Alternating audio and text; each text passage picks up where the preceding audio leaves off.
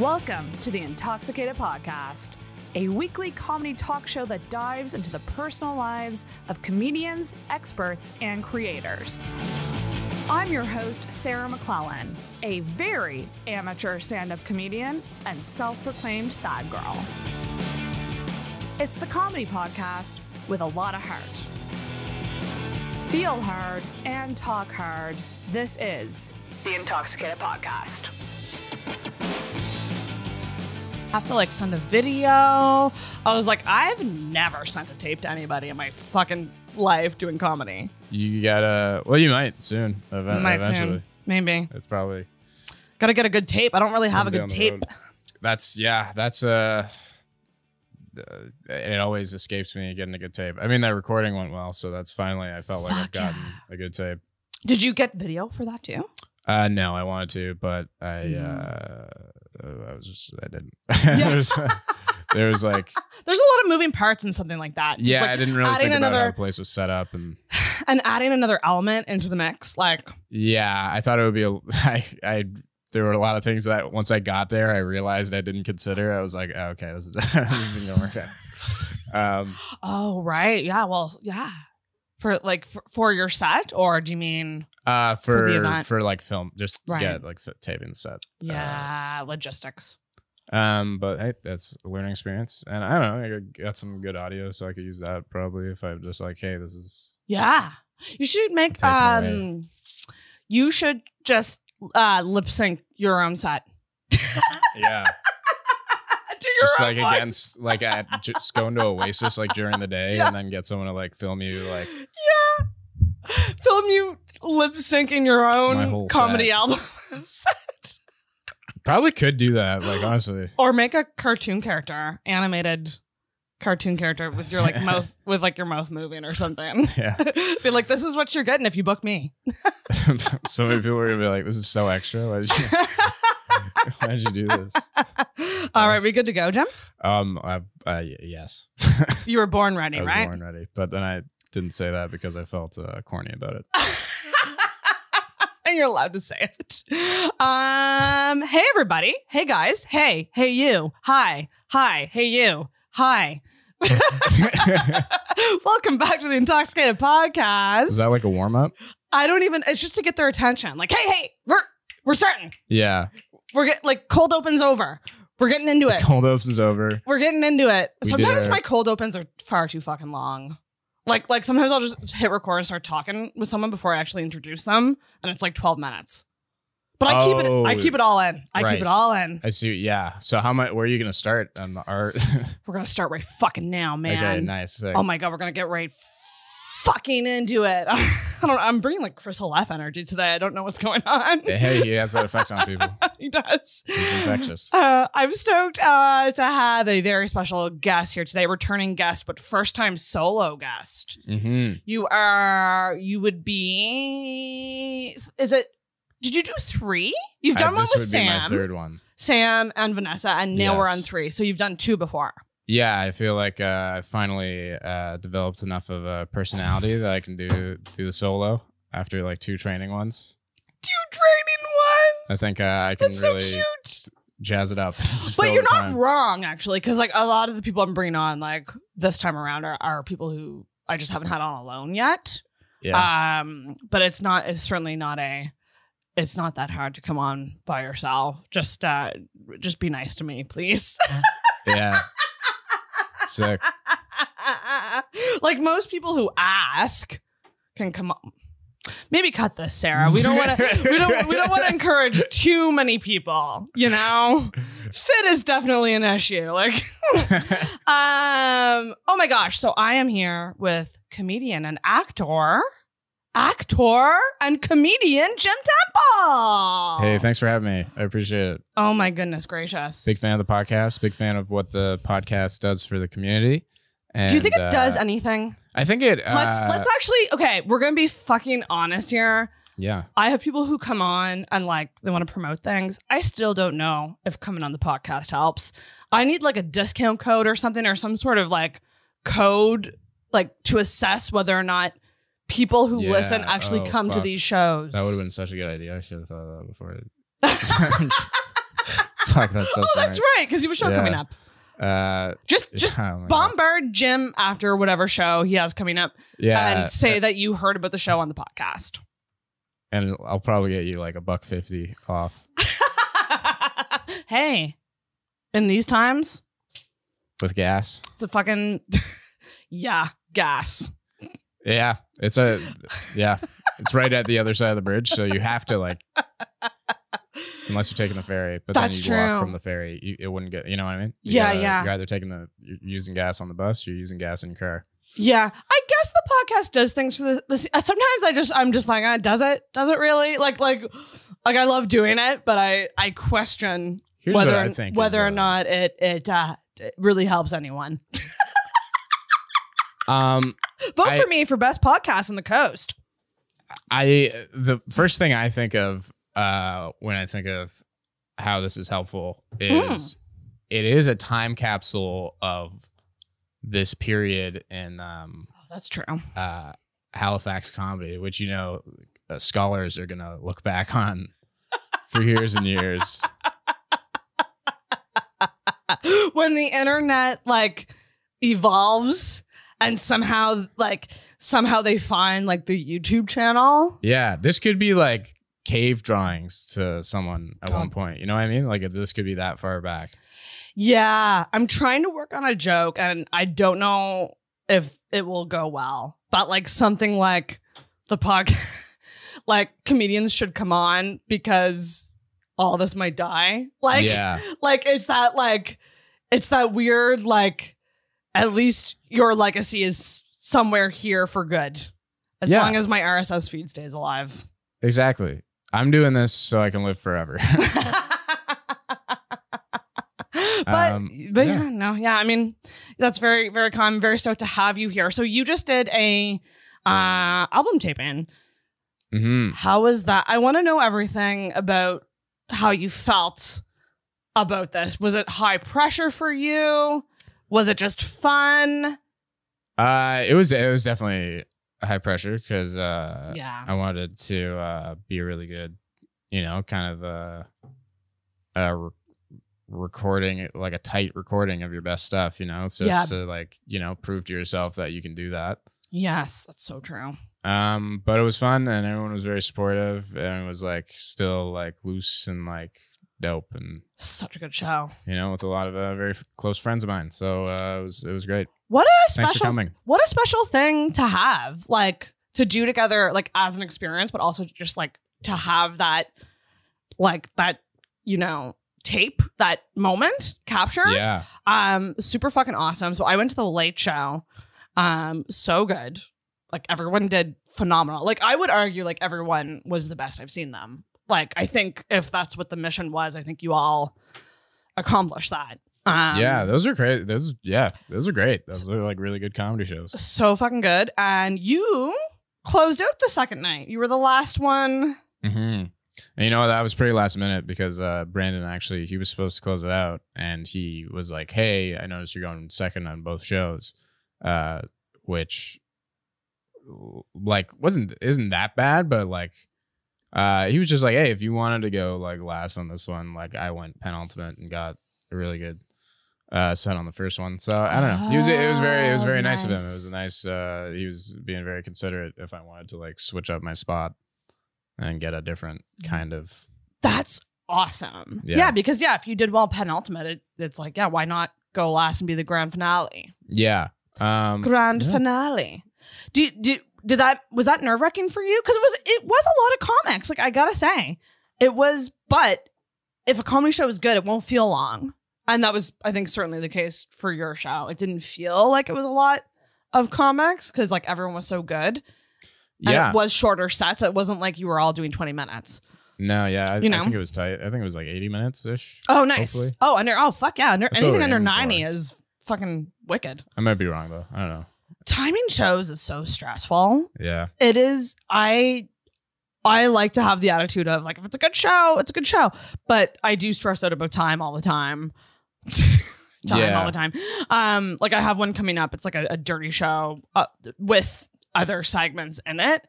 And I only picked 4 comics, 10-minute sets each. Mm-hmm.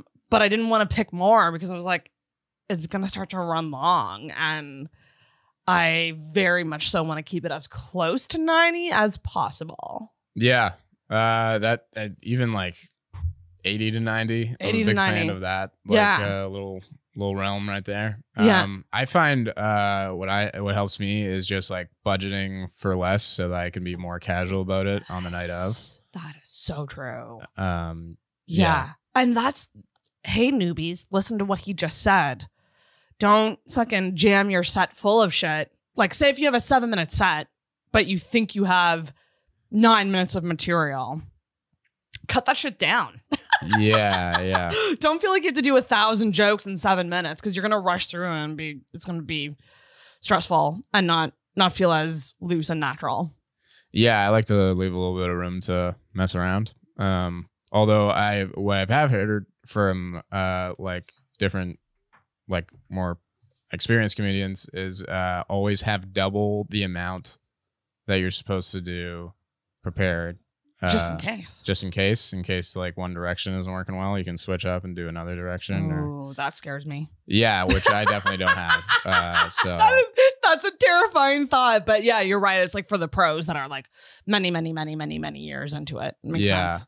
Makes sense for them. It's always handling that. It's always funny when I do bigger shows like Yucks or whatever. Like it's always funny to me when people think I have more that I can change it up. I'm like, I don't have that yet. Like I'm like, what I get is what I get. I'm sorry, guys. Like if I'm doing a guest spot or if I'm doing like when I opened for James Bollinger, I did like 12 minutes. Mm-hmm. It was essentially the same set. I think I did I like changed out one joke for another joke. Okay. But like it's always just funny to me. I'm like, guys, I'm still new. I'm still trying to fucking get that quality 10 minutes first. Yeah. You know? Yeah, that's a great goal. The quality 10. Quality over quantity. Although writing is important, and that is something I don't do enough of. So you gotta write. Gotta write. You gotta do all the shit. I don't know. Whatever. It's never ending. And you do a lot. So like you don't just do stand-up. You do acting and like all these other things. So tell the listeners what all you do. Give us a glimpse into your never-ending Google Calendar. Well, I guess like recently, like this year, I've been more trying to expand a little bit into different like areas of comedy so that I can at least say I've done that and, try that out and see if there's any room for success there. But before that, I was kind of just mainly focused on stand-up and acting. And now, I'm doing like sketch stuff and all sorts of stuff. So, it's always worth, if you're into comedy, trying out the different stuff. So, different things. If you didn't miss success in another area or something like that. Do you find when you do different things, so like sketch, if it's like improv or like even just acting on things, do you find you have to like take some time off stand-up to focus on these things, or do you try to do it all? I try to do it all, but then it usually sucks. So I either take time off stand-up or, sometimes I'll just focus on one thing at a time. It helps. You have to like kind of like curate where your time goes. Yeah. Which is so stressful. But I've just been trying to like jam a lot of stuff in for like the remainder of the time that I'm still living here. That's right. So yeah, so I might, I don't know. Yeah. Whatever. So you're originally from Ontario. Yep. And you're going back? I am. Ugh. Well, why? Why, Jem? Why? Why? I gotta go live with my parents for the rest of my life and do open mics until I die. So, duty awaits. That seems to be calls. that's the standard. Yeah. That's the standard these days. It's what you got to do. We are going to miss the I mean, you got to come back and visit, obviously. No. Can I, before this goes any further, I actually, I have a bit. There's a bit? I had one bit prepared. 1 second, I'm going to fix this light. Good call. Can't let any in. Can't let any in. Or else I'm gonna burn. That's right. What's this bit? So can you where do you go for saved sounds in TikTok? Saved sounds? Yeah. There's 2 ways you can do it. You can press the plus button like you're about to add a TikTok, and then okay. go to your sounds, then favorites, or you can search the. I can actually pull TikTok up to do this. Let me see. You can actually do just search up at the top, Okay. and then you'd have to search by like a keyword or something.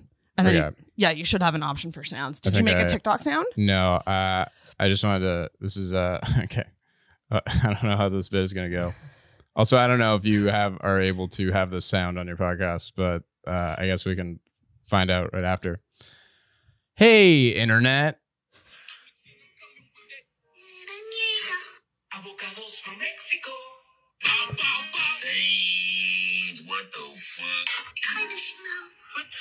So the bit there is I'm playing one of those funny TikTok compilation sounds after I said the tagline of the podcast, and that's really what my comedy is all about. Where'd you find that?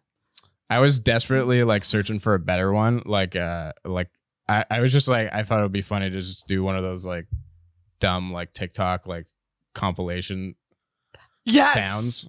But I couldn't find, I don't know. I just kept searching that. And it was actually like harder to find because it's so TikTok is so fucking hard. Yeah. I will show you one of my favorites that I've been trying to do. The next time I'm on a mic, I'm going to try to film this. I tried to do it at the last Gus's show that I was on, but everyone kind of left after the mic and I was like, fuck, I can't do my TikTok.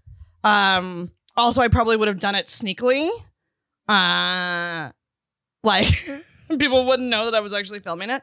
But this is one of my favorite sounds that I want to film with comics. I just want it to be me with comics in the background. It is. Oh, shit. I'm going to turn my sound on. Maybe the only reason you think you're not good enough is because you're surrounded by a bunch of fucking cunts.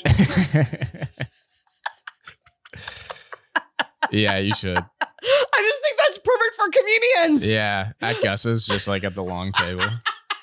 Yeah, like it starts like me looking sad, and then it like just kind of pans to like the comics table. Yeah. Oh boy. Yeah, no, that'd be pretty good for that. Do you scroll TikTok a lot? Are you addicted like I am? I took it off my phone for a while. I just got it back because I wanted to look at like my old TikToks for something. But yeah, no, when I get pretty like addicted to like with like ADD and everything. Yes. You can like get addicted to scrolling and everything. So I gotta set timers on my apps to be like, you gotta log off. Fucking timers on your apps. Do you not just press dismiss? I do. And then it doesn't really work. But I find them to be so pointless. The only thing it really does is it reminds me that I'm doing a bad job. Which makes you feel guilty. Which makes you feel guilty. And eventually, hopefully, that guilt and resentment will boil up to action of you being so ashamed that you will actually get off the app. Yeah. Or I die. Screen time also does that really well. Telling you how much time you're on your phone. Yeah. That's the most depressing. Oof. It's bad. It's next level bad. Yeah. I'm thinking of like in July, just like, well, I'll share this podcast, obviously, but I want to kind of just like not have social media for a month. It's hard to do in what we do. Like, yeah, because you want to share a bunch of like show posters and stuff, and it feels like it's just part of the gig. That said, I mean, I think some comedians can get away with just doing dick all. Yeah. But it's a true addiction and it's truly scary.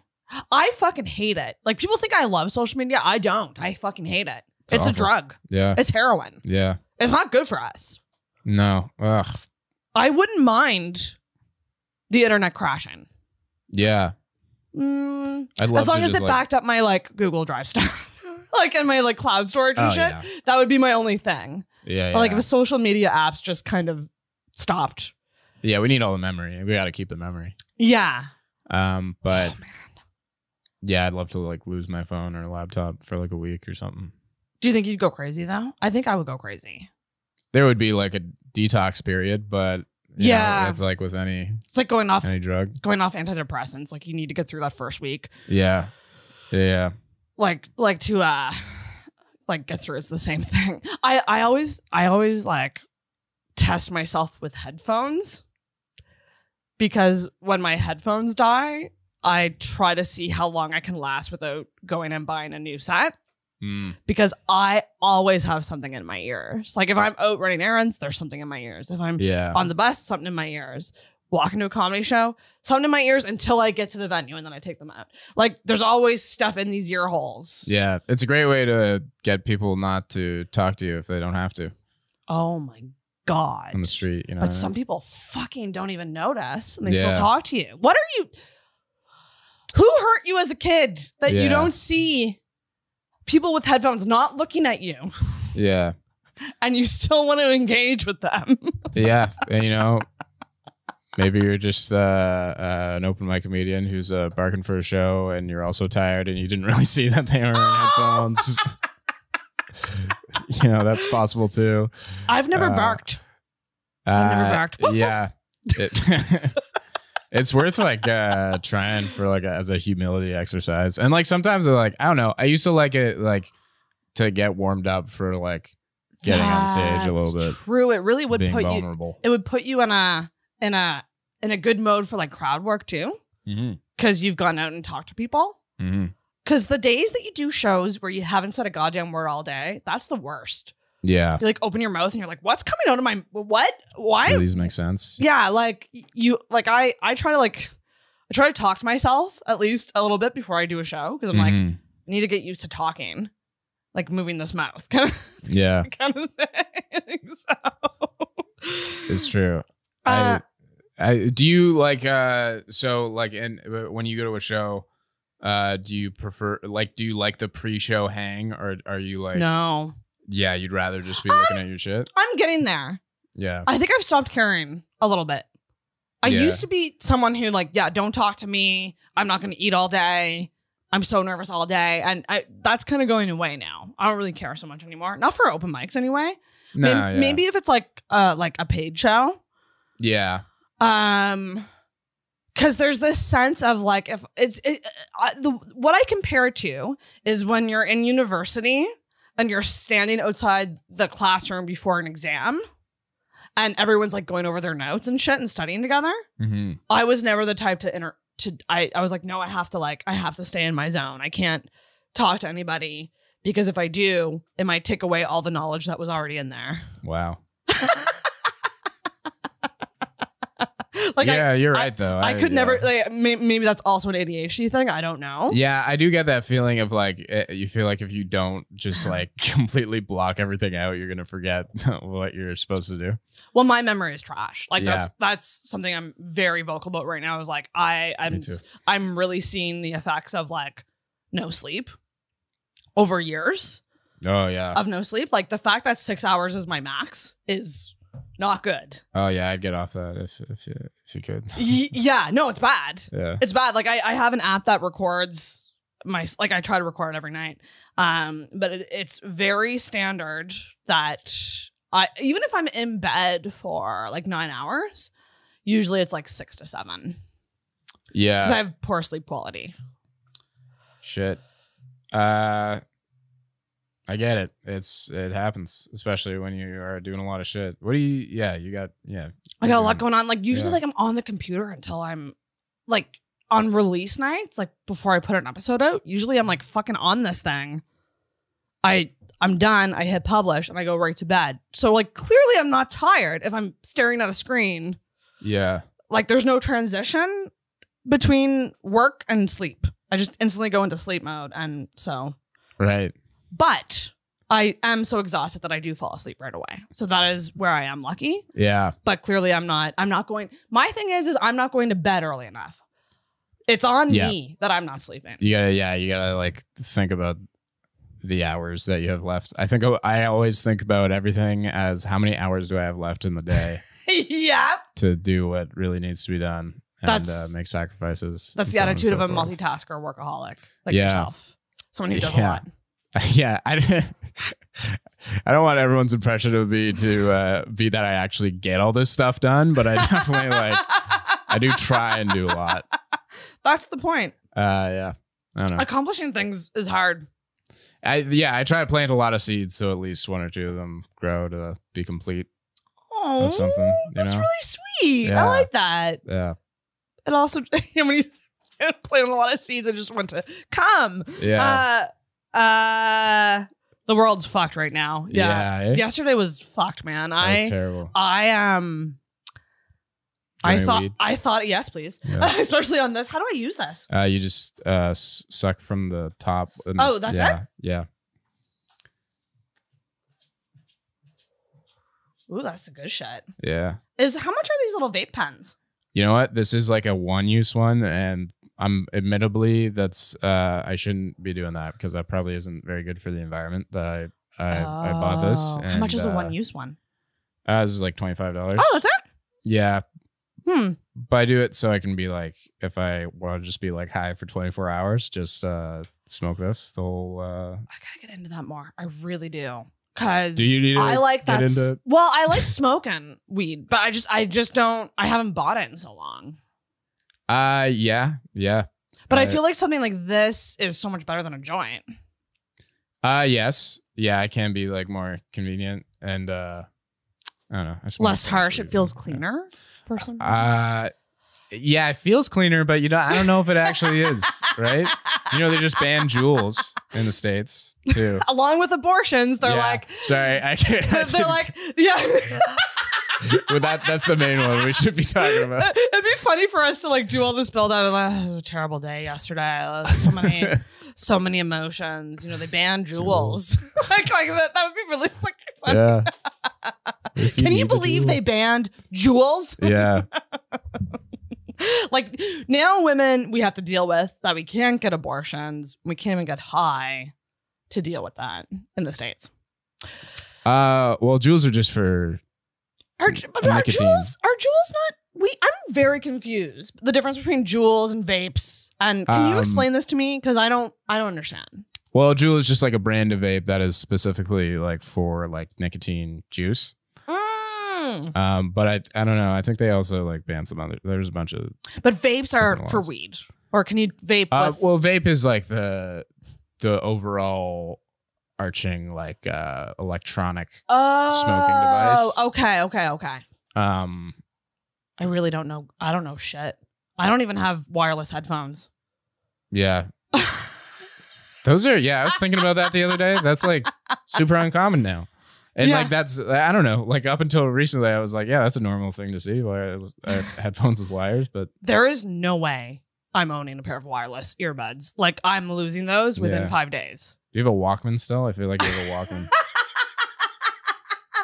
I know this isn't assumptions. Honestly might have one like in a box in my closet from like That's sick. from like the 2000s. Do you have or like a the Tupac 90s. CD and you just like throw it in there and you're like, Those were the fucking good old days. You're too young to remember this. no, You're too young to remember all this, but I graduated in 1996. And I remember going to see that one with Brad Pitt and Morgan Freeman. Anyways, sorry, we're talking about abortion. yeah, then we got into Walkmans. Yeah, no, yesterday was garbage. What a garbage. Yeah. What a garbage. And I was trying to think of like, I'm not one to get overly worked up about political stuff. Mhm. And I was trying to figure out when the last time I felt that like affected by something. And it was literally the day that I found out Trump won. Because there was this air in the air of like loss. Like it was this weird feeling the next day after Trump won. Yeah. It was like a gloomy day. It truly felt like everyone was like in grief. Yeah. And I felt that way yesterday too. I was just like, I can't get in a good mood. This is fucking scary as shit. You know? Yeah, no, it's crazy. That's, I don't know. How does that, man, their government is so complicated in the way that like Yeah. that stuff is allowed to happen. You know what I mean? Right? Like It's fucked. Like, I don't. Who's really in charge? I don't get it. What do we do? What do we do? Like, you know, and what do we do as Canadians? That's kind of where I'm at. I'm like, whatever I can do as a Canadian. There was a protest today, but I couldn't go, but I'm all about that. I'll go fucking write a bitchy sign and yell. I popped in there for a bit. It was good. Was it good? Yeah, it was like short, but yeah, it was yeah. That's good. But no, there's definitely going to be. I apologize that the day after this happened, your guest is a straight white man. And I honestly thought about messaging you, being like, would you rather have someone else on? You guys also benefit from abortions. Absolutely. And everyone does. I happen to think I'm of the attitude of men should be talking out about this shit. Yeah. So like whenever I see someone, actually, like I've been doing it on Instagram, whenever I see like a male like sharing something or saying something, I'm just like reacting, like heart react. Cause like I want to see that more. Honestly, I think too many men are silent. That's just me. Yeah. I agree. Actually, this goes nicely into one of my, do we want to do assumptions? We have voicemails. We could do voicemails first, or we could do the assumption segment first and then do voicemails. What do you feel like? What's a better way to warm up? I don't know. The thing is, moving from the abortion topic. It's a weird transition, right? Yeah. What's gonna flow more smoothly? There's no. I think assumptions, maybe. Yeah, let's do it. Okay. I got some. You give some for me? Oh, I love this. Yeah, right. That's how it's. You can. You don't have to. Nice. Okay. But if you do, that's great. So, guys, we're gonna get into the assumption segment.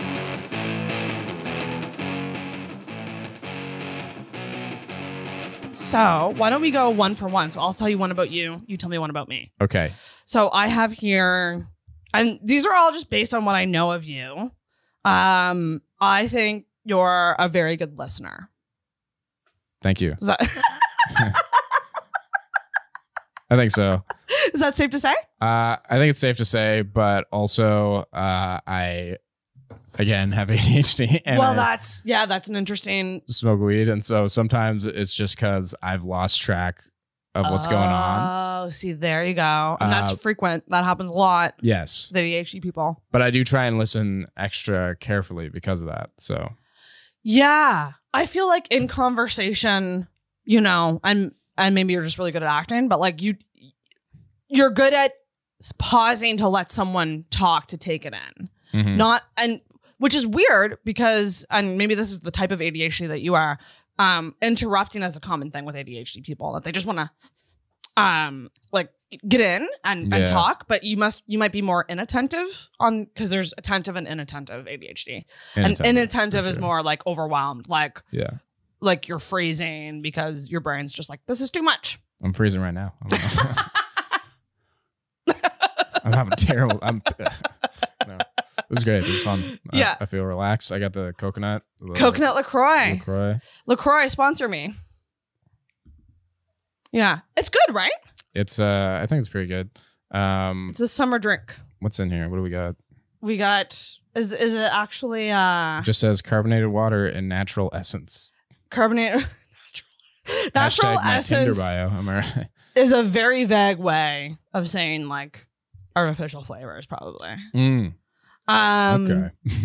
do you got an assumption? You said you brought some, so let me hear it, Jim. I do. Here they are. You have thrown a drink in a guy's face more than once. No. But wait a second. Did I? I've done it.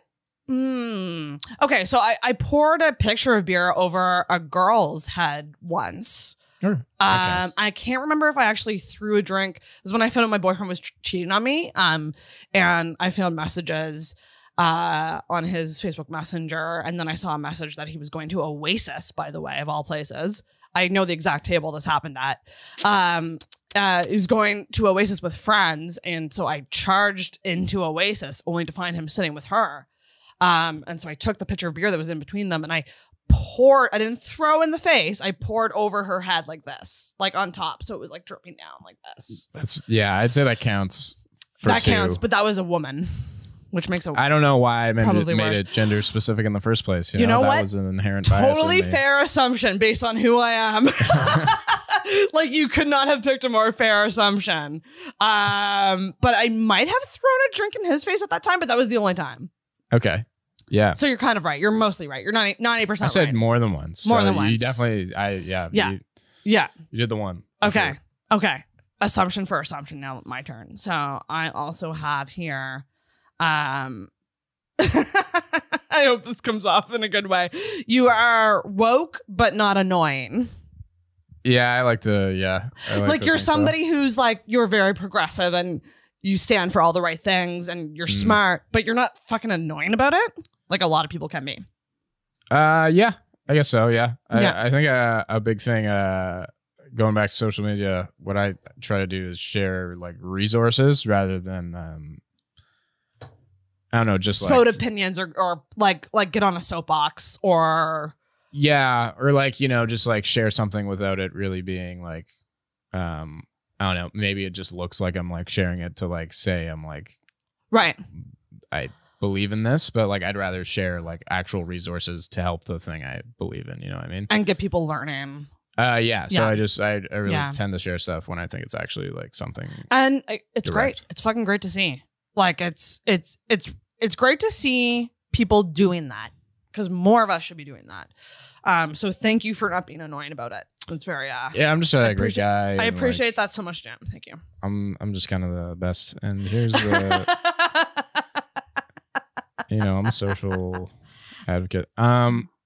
Okay, so here's I don't know which one to do first. I had 3 in total. Okay. You like How I Met Your Mother and also Hilary Duff, so the combination of the two was a great success for you. Ooh, actually, well, I do love Hilary Duff. Not a huge How I Met Your Mother fan. Like I've watched some, but it was like, it didn't hook me like it hooked many people. Mm-hmm. I enjoyed it. That's fair. But like, I didn't get obsessed with it. Yeah. Like when Friends was a thing, like when I was younger, when I was like in like junior high school, I was obsessed with Friends. Right. Okay. And I think a lot of people like attached onto like The Office like that. And How I Met Your Mother definitely has those like very hardcore fans. I enjoyed it, but yeah, no, I never got obsessed. And I never watched the one with Hilary Duff. Cause she's in like the newer seasons? Yeah, I'm gonna be honest, I watched the whole like the whole first season. It's How I Met Your Father. How I Met Your Father. Right. Yeah. Right. I don't regularly watch TV nowadays. Fair, yeah, totally. I wish that was different, but I think a lot contributes. I think it's just like a busyness factor, and like I oddly enough watch darker shows. Like so much of my time is like trying to be funny for people that I feel like when it comes to like watching TV, I want to watch like a psychological dark fucking downer show, dramas and that's depressing. relaxing. Yeah, no, I want the darkness and like documentaries and stuff like that. Mm-hmm. Does that put you? Does it put you in like a relaxing state or like a just like an interested state or like? I think relaxed for sure. Like when a show hooks me and I can just like lay on the couch and like watch a bunch of it. But it just doesn't happen that often, unfortunately. Fair enough. That's on me. I've been trying to get COVID and I haven't gotten it yet. You've been what? Didn't you? No. Really? I was super sick a couple weeks ago. It was never positive. That said, it very well might have been COVID. Yeah, that's wild. Yeah. I always say, I'm like, I would love to get it to have a week off so I can watch stuff. Yeah, I mean, like in a sense, I guess if you're confident that it's not gonna do a number on you, and that's you're not gonna get a bunch of people. That's true. In the process, then And that's the thing about living alone and being a loner. Yeah, that'd be I'm nice. pretty lucky in that sense. Yeah. So just don't have friends, everybody. It's safer to not have friends. Here's another one. It is that you don't like confrontation. No. Oh my God. Wow. You hit the nail on the head with these be honest. I think like all of mine are going to be wrong and all of yours are going to be right. But I'm trying to get better at that, and I'm trying to It's a lot of people get up in people's face. And really, I think that's because you're a very nice person, very kind and nice, and I feel like nice people tend to have trouble either like standing up for themselves or like putting someone in their place or whatever. Like that's a hard thing for nice people to do. Yeah, it's true. And I also like I hate the like if I go to the trouble of like the confrontation and then it turns out I was in the wrong, you know what I mean? That would be I'd feel very bad about myself. Yeah. No, I got to start hitting people. It's fucking not easy to do. I fucking hate it too. I think if you like confrontation, I don't really understand you. You know, like yeah. But I guess some people are better at it than others, and that's just how it is. Some people have it better. Sometimes motherfuckers piss me off. I'll get real with you, and I'll be like, "Oh, I'd love to give you a little chin wag," but chin wag. I don't know. If I'm really provoked, I might be like, "Hey, come on." Do you ever get mad at people? Yeah, for sure. Who doesn't? Do you ever yell? Not really. Yeah. Anymore. Like it would really have to be like I see someone doing something egregious, so I'm like, come on. Yeah. Stop. Yeah. Right. It'll take a lot to set you off. Yeah, like I don't know. I want to discuss things calmly and that's good. As much as I can. There's something very scary about like temper, and especially in men. That's a scary thing sometimes. So I think if I didn't smoke as much weed, I'd probably. You think? Do you think the weed helps? Yes, but I don't think it's a sustainable solution. Maybe not. And I think like if I just like really committed to meditating, that would. I was just thinking that. Yeah. Do a lot. Have you done it? Yeah, there's been like I go through periods of being more committed to it than others, but if I just like focus on it, then I think that would probably. Yeah. I hear it's great. I always fall asleep. That's just me. That's true. Yeah. I literally just end up falling asleep. I've tried to sit on that futon and meditate because it's like I can just sit upwards but sometimes I do it after like a tea or something like that to like if there's like caffeine in my system, I know I'll be up, you know? Caffeine is a real problem. I think it's making a lot of people really fucking anxious, and people don't realize that. Makes me super anxious, and I try to restrict it to just kombucha these days. Oh, it gives you energy. Yeah. Yeah. There's like a black tea and green tea, and like at least the ones that I drink. So I've never had it in my life. In my life, I've never had kombucha. I've never tried it. It's supposed to be really good for you. And it's like, it's all right. It doesn't taste bad. It's well, an acquired taste. People now are drinking mushroom mud water. Yeah. Yes, they are. Yeah. I've seen a lot of ads for that. I don't know. I'll try it. Yeah, I would try it, but ugh. Just why would they name it mud water? Sounds disgusting. Yeah. I don't know. It's extreme, right? Got your attention. Pretty extreme. That's true. Got your attention. It's all TikTok fucking sending me those ads. I have another assumption. I have a one after this, but I'm going to save it for one of the voicemails because I think it ties in. Hell yeah. I said, you're not a shit talker. You have opinions, but you keep them to yourself for the most part. I like to think so. I think I could do better at it. I always think I could do better at that. Yeah, because I don't know. Sometimes if you're just like in a shit talking situation, because you're comparatively like what you're saying, it probably isn't as bad as what the other people are saying. So you're shit talking more than you would if you were in a try to keep up. You try to keep up with the shit talking. Yeah, or you're just like, I don't know, maybe like, I don't know. There's a lot of times I say things where I'm like, oh, well, I didn't really need to say it like that. But yeah, I try not to. Yeah. Really? Because I find that you're like one of the better people for that. Like you're really respectful, and like, I just don't see you as that, you know, which is a good thing, but maybe I just haven't been around for your shit. Yeah. I mean, I would be honored to be, because it's one of my favorite things to do. Yeah, we can do some shit talking after this. I'm not like opposed to it. If I feel like the shit talking is like deserved, then like I'll do it. That's what it is, I think.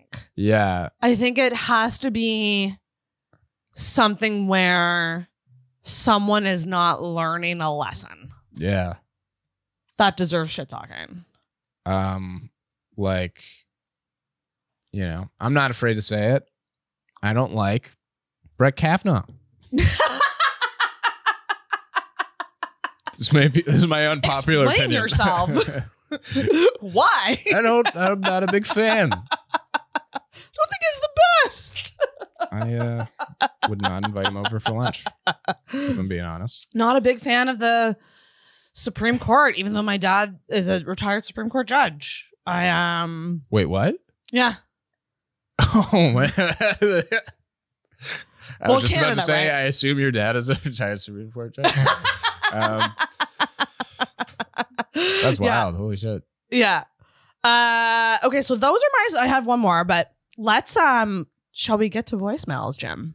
Yeah, the only other one I had was sweet. I assume you would date a biker. Interesting. Yeah. I'm at this point open to anybody. I love some leather. I'd never get on a bike with a guy. Okay, really? I don't think so. Yeah. I think I'm petrified of life. I'm scared of cars. So a bike feels significantly less safe than a car. Oh yeah, I'm right there with you. But I think like that kind of adventurous, like what's the word? Adrenaline junkie type. I think that's pretty hot because I like manly guys. I like masculine. Nice. I think there's a trend right now. I'm just going to be fucking honest. There's a lot of women who like really feminine guys. I just can't do it. Yeah. I'm so sorry. I'm really trying. Yeah. There was a situation recently where I heard a guy like kind of baby talk to a dog. And I was just like, I don't think even if someone was the most attractive guy, if he started going, I think I would just be done. I can't do it. Yeah, I can't do it. I definitely do that. I get it. Yeah, I get in there with the dog. I just like I like manly, like I like masculine. Hey, dog, and dog, I love your dog. Or like the reluctant pet guy, where like deep down he loves the cat. But like he doesn't overly show it, but like he'll like cuddle with the cat in like private. Okay. Love that shit. Totally. Yeah. Love a hard exterior with a softy deep down. You gotta work for it. Yeah, honestly, yeah, I would date a biker. I would listen, whatever you got going on. The one thing you need is to be obsessed with me and be cute. Nice. Those are the two things. Okay, so I was kind of right on that one. Yeah. I got 1 out of 3. Yeah, I would do it. I think I would be nervous for that person anytime they went out on a bike. Yeah, but isn't that part of the thrill? Maybe. Is he gonna be dead or alive today? Maybe I should just go like hang out down by like Tim Hortons on the waterfront. Like see if I can like siren call the men. Yeah. They do hang out over there. Tim Hortons parking lots in Cape Breton or something like that. Oh gosh. I will say the sound of like loud motorbikes, pretty annoying though. Yeah. Oh yeah, you'd have to hear that a lot. So all right, Jim, we have some voicemails. We only have 3. That's exciting. But that's 3 more than I normally get. Yeah, I'm grateful. I gotta get better at like before episodes, like putting it out there to people. Because I always feel like I'm bugging people for voicemails. Shout out to you because you've sent me a bunch over the time that I've been doing voicemails. So I appreciate that. Thank you for that. But now the tables are turned and you get to hear some. So first voicemail is from Evan Steves. Very exciting. Are we ready? Yes. Let's do this. Oh, actually, I need to check something here. Let me see. Let me make sure. Okay, here we go. Evan Steves. Uh-oh. Buffering. You can do it. Oh. Such is life. One sec. I should have checked this beforehand. I have to check one thing here. We gotta do that. We're gonna refresh. Now we're Hell yeah. Just play the Jeopardy. What's the waiting theme song? Is it Jeopardy? Do you want me to play that TikTok sound again? Okay, here we go. Nice. Evan Steves. Hi guys, this is Evan. My question for Jim is this. When you think about creating your comedy character, how much of that is just you on stage and how much of it is intentionally crafted? Follow-up question, if there are things that were intentional when you first started doing stand-up, have any of those changed or have they all just become cemented? Thanks. Bye. Nice. Cool. Okay. That's a good one. Which is a great question because one of my assumptions about you was that your comedy process is very internal. Like, and what I mean by that is a lot of stand-ups will talk about, like at the end of a show or something, talk about jokes, joke structure. Like they riff off each other and talk about the process. Like we fucking love that shit as comedians. We love talking about but I feel like you're someone who like where you have such a unique thing going on, which is so great. I feel like so much of that is like up here. And do you discuss it with people? Like I do. Yeah. I feel like I've done that. I've made it less in here over the years. That's good. But yeah, I think like to answer his follow-up question first, I think at first I was I would have a hard time splitting between like the scripted and like the non-scripted thing. Yes. And now I think it's mostly like a character. Right. But it does just kind of like naturally ebb and flow in and out of like an extreme version of me and me. Yeah. Oh, that's interesting. I guess I think over it's just kind of naturally. I'm flowed all together. Yeah, like it's just developed into that over the years. So yeah. Yeah. And truly, like there's no one who is like more different on and off stage than you. Yeah. Which is so fucking like great to see because you're so chill and like calm. And especially today. I'm a little... And then you, but no, it's great. But then you hit the stage and you're like a hurricane of hilarity. Like it's just really funny. Yeah.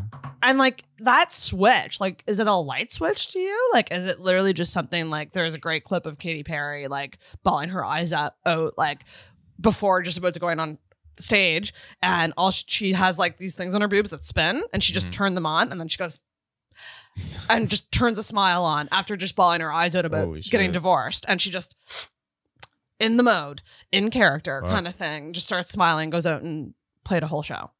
Is it kind of like that? But damn, that sucks. That oh, fuck. Right? It's a great clip from her movie that she did. Oh, that was in her. Nice. I guess kind of like that, but like it's a lot of me just like conserving my energy throughout the day so that I can expend it. Yes, all at that one time. I can only imagine whether it's healthy or not. The energy it would take to do an act like that. And I mean, you're fucking killing it. It's fucking great. And like kudos to you for like the evolution of all that you've done. And yeah, fucking killing it, man. Hey, so are you. You've how long have you been doing stand-up now? It'll be 2 years, end of July, in about a month. But that's including lockdowns and being not funny. Yeah. Well, yeah. Yeah, of course. But I don't know. Like, did you do any like those like online mics when that was happening? No. Fair enough. Yeah, I mean, I don't know. I don't count my first year or two sometimes. Yeah, into my total. But it's a weird thing. I mean, it's still important. It's still important years. I see, and I've thought about that a lot. You know, because like people have this like idea of like, do you count lockdowns or do you count your stand-up breaks? Like if you break for 2 months, do you count that? And I'm like, as long as you're writing and still stretching the muscle, I still feel like it counts. Like for me, I've just done an insane amount of mics in the short time. So like, I'm like, I kind of own the 2 years thing. I'm like, yeah, 2 years. Yeah. Because like, why not? I've done almost 120 shows. Yeah. including lockdowns. So like it's a lot of mics. So I'm like, yeah, I've been doing it for 2 years, bitches. But also I'm like, there's been lulls where I wasn't doing so much. Yeah, I mean, that's, hey, we all did those 2 years as well. So yeah, we're not Energizer bunnies, everybody. yeah. We are only human. All right, the next voicemail is from, is it Corinne or Kieran? Corinne. Yeah, I saw that. I'm Here we go. excited to hear. Here we go. Hey there, Jimmy Boy Blue. How the fuck are you? I hope you're doing all right. This is Current Sadu. And I wanted to ask you on air if you would want to do a show in Stettler, Alberta on November 19th. That would be wonderful. I'm a huge fan of yours. I hope you keep doing what you're doing because fucking right on, man. All right. How the fuck do I shut this stupid... Nice. He's a very good like showman.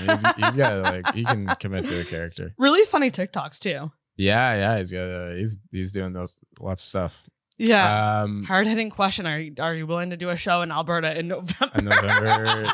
Yeah, maybe. I'm gonna be living in Toronto, so like. So it'd be a bit closer to Alberta. Yeah, and I'd probably be down to get out of my parents' house for a weekend or something. What's your plan for Toronto? So is it truly just to like work on comedy while you're there? Is that? Yeah. Do you have any big plans or no? It's okay if you don't. You're allowed to not have plans. What I've been mainly saying to people is I'm gonna just live in my parents' basement and do open mics until I die, and that's the vibe right now. Own it, baby. Yeah. Why not? But maybe I just run into a bunch of money and well, buy you're several properties. gonna be in a good scene to like do a lot. Yeah. The Toronto scene. I'm just excited to see a different scene, and that'll be interesting and fun and Yeah. Overwhelming, I imagine. stimulating. So many mics, so many shows, so many comics. Yeah. Whew. Yeah. Now some of them I've been to like some of them where it's like very long. But it's what you Right, and here we're like, there's 10 comics on. Yeah. Like what the fuck are we talking about? Yeah. It's gonna be. I'm gonna miss it a little bit. It's but yeah. quite the contrast, right? No, it's gonna be fun. Yeah, it's very possible that I would come to do that gig, Corinne. So yeah, It's great. Thanks for asking. Great. Okay, so the next voicemail is anonymous. So, wait, we got more. We got Hell 2 more new yeah. ones, so we actually have 3 more left. All right, here we go. Anonymous. Who could this be? Hey, Jim. Hey, Jim and future me. I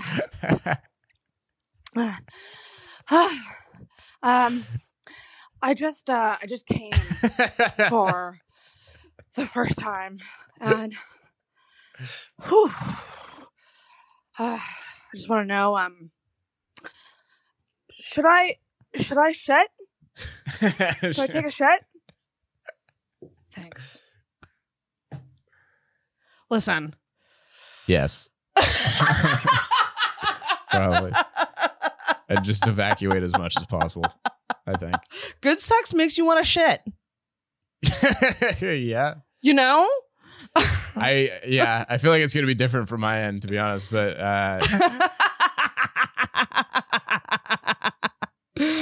congratulations. I know, right? 35 years old, first time coming. Yeah, well, they made a movie about the other thing, so The other thing? the 40 Oh, that's right. Yeah, that's true. That's true. So I feel like a virgin at this point. Okay, next voicemail. Are we ready for 2 more? yeah, that was well done, by the way. Great. Thank you so much. That was very embarrassing for me to hear. That was really good. Okay, Craig Robinson. Hey, Jim, it's your friend. Listen, I just had a bit that I wanted to run by you, and my apologies if you can hear my dad weed whacking. But remember the movie Space Jam? Mm-hmm. What if Space Jam, right? What if Space Jam, but not Looney Tunes, but Family Guy, right? Think about that, like Peta and Lois. Yeah. So if you could have something back to me about that, where I could kind of tie in my Peter and Lois impression, make it topical, please. Right. Okay. Do you have any ideas for that? Can I just say that I don't think I've ever seen Space Jam. Whoa. But I used to be obsessed with Family Guy. It was, in fact, one of the only cartoons that I was not a Simpsons person. I know I'm saying a lot of unpopular shit right now. I would have like put that in my. I'm mad that I didn't put that in my assumptions. That I'm a Family Guy person. I was never into this. Like, I mean, I watched The Simpsons, but it was just never like, it never like impacted me as much as like it impacts so many people. It was a Family Guy bitch. Like I ate that shit up. Yeah. Like there's still things from Family Guy that I just fucking kill me. Yeah. But yeah. There's a lot of but I've never good seen bits. Space Jam, so I don't really know what that would look like. Well, you get the idea of it, like that. It's like, do you get the idea of it? What do you know about Space Jam so far? Basketball? Basketball. Okay. What else? There's a good song that people like with it. Yes, there is. What is that song? It's fucking It's my the god. Space Jam. Do this space. Do oh. Do you mean like I believe I can fly? Is that by R. Kelly? It's the remix to Ignition. Oh my god, Whitney Cummings has such a fucking good bit about R. Kelly and like her new hour, and I hope it fucking makes her special. That's coming out soon, but it's so good. That's all I know. I'm just gonna be honest with you. Like I probably saw it back when I was like really young. But I think you know the other part. There's another Space Jam. Because it's like It's in space. Well, yes, but it's just it's a combo of what? Basketball. And what's the other thing? Space. It's about the Looney Tunes. Oh, Looney Tunes. Yeah. Which I there was no reason for you to actually know that, but like, it is like a far out premise in itself. But I'm bombing right now. Just don't watch cartoons. No, that's fair. Like if you already didn't know that much about the movie, then why would you be like, oh yeah, it's a movie combining these two things that don't really, I wouldn't have assumed that would have collaborated with each other. But right. Yeah, no. I'm like, space? It's in space? Basketball? You could have Stewie. This is me helping Brandon with a bit. Yeah. You could have Stewie want to play for the other team. Mm-hmm. Like what happens in the well, this is a Spoiler alert. This is a spoiler alert. Big spoiler for Space Jam. Sorry. I think oh fuck. Did I catch it early enough? I don't know. If we spoiled it for you, please write us in. And let me know. Oh, fuck. I'm a terrible guest. Anyways, No. the spoiler alert for the Space Jam sequel, actually. LeBron James's son is playing for the opposite team at one point, the bad team. So I think Stewie should do that in Brandon's version of it, where it's with Family Guy. Is there a coach? A couch? Because fucking hate that word, okay? I always spell it wrong. Like a basketball coach. Is there okay. Because I could, like, Brian would be, I can just see Brian as that. Yes. Yeah. Yes. Yes. That's a good. Right. For someone who's never seen it, that's a great suggestion. I'm actually just trying to find something here. I wonder if I could. Oh man, do you ever like go back to like your old YouTube channel? This might not be the right YouTube channel. I used to have a short-lived web series. Long before podcasting. Chicken fajitas blooper reel. God damn it. There was a moment on this old YouTube show that I had that I called something a space jammer, but I meant to say something else. I meant to say speech jammer. Do you remember those? They were like mics that played back your voice. No. Oh my God. So fucking funny. And there was a moment in it where I said, we should use a space jammer. You gotta jam it up. And it was just very, very funny. We hope that helps, Brandon. Yeah. Yeah. Give it a try and let us know. Float around town. Float it around. Do it. Who Oh, wants it? and now this is just a voicemail from Bendon. Let's hear it, Bendon. Hey, Jim, what do you think about this one? It's a documentary about a guy who went up to Mount Everest, but when he got to the top, he realized that he forgot his glasses. So he didn't really get to enjoy the view as much as he should have. And also he died on the way down. Yeah, you could have him say like at the top, like, oh, nuts, or something like that. To like insinuate that he's angry that he didn't bring his glasses. My number one rule with comedy is show, don't tell. You know? I just think of, I'm going back to Family Guy and thinking of a scene from Family Guy where it's like, at least I have my books. And then like the glasses break and then he's, oh no, my glasses. Just the idea of like Everest is such a momentous, mountainous accomplishment that you get up there and you don't have your glasses. That's got Family Guy all over it. Yeah, that really, really does. The way down he dies. It's classic. They could do the chicken fight up there. Yes. Oh my God. You know? That'd be pretty epic. Are there animals on Mount Everest? No. Probably not, right? Not many people like survive that shit. Yeah, I don't think it's like big on life up there. I don't think the environment. Sign me up. To it.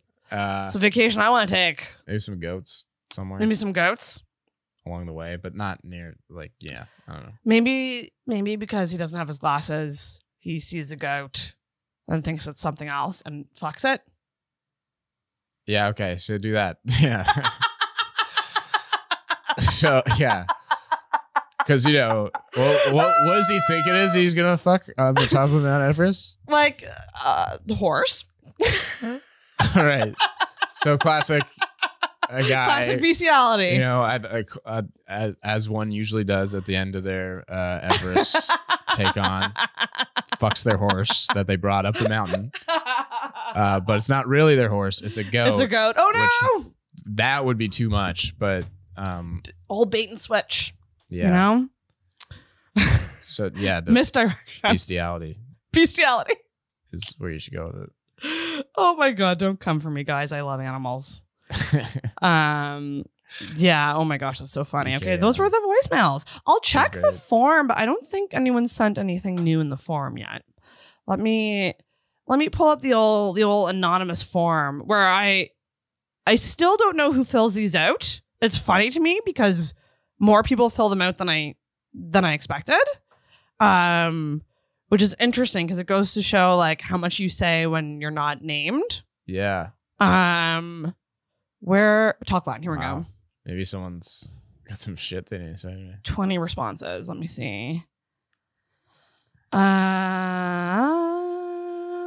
just gonna scroll through these. I hate Google Forms because there's no really good way of like organizing these. How many drinks on a date? Hot take.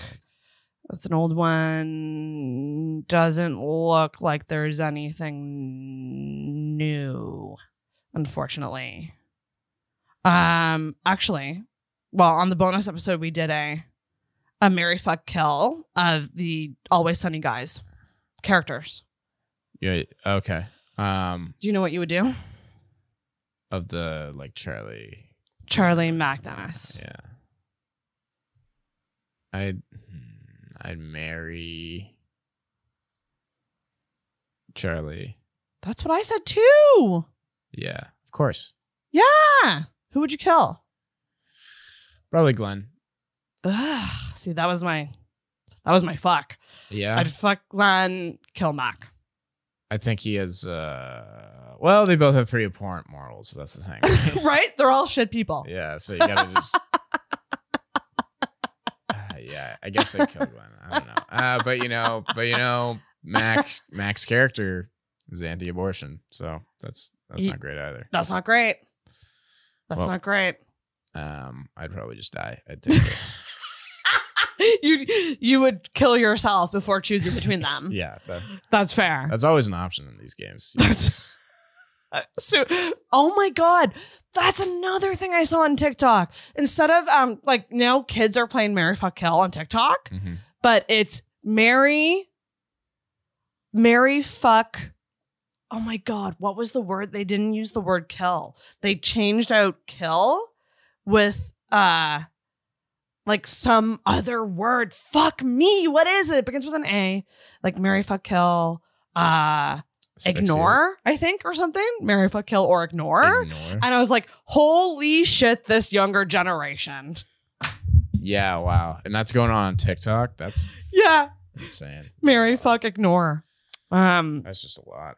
Wild. Do you want to get to the next segment, Jem? Let's do it. All right, we're fired up now. I'm interested to know if you have a rant.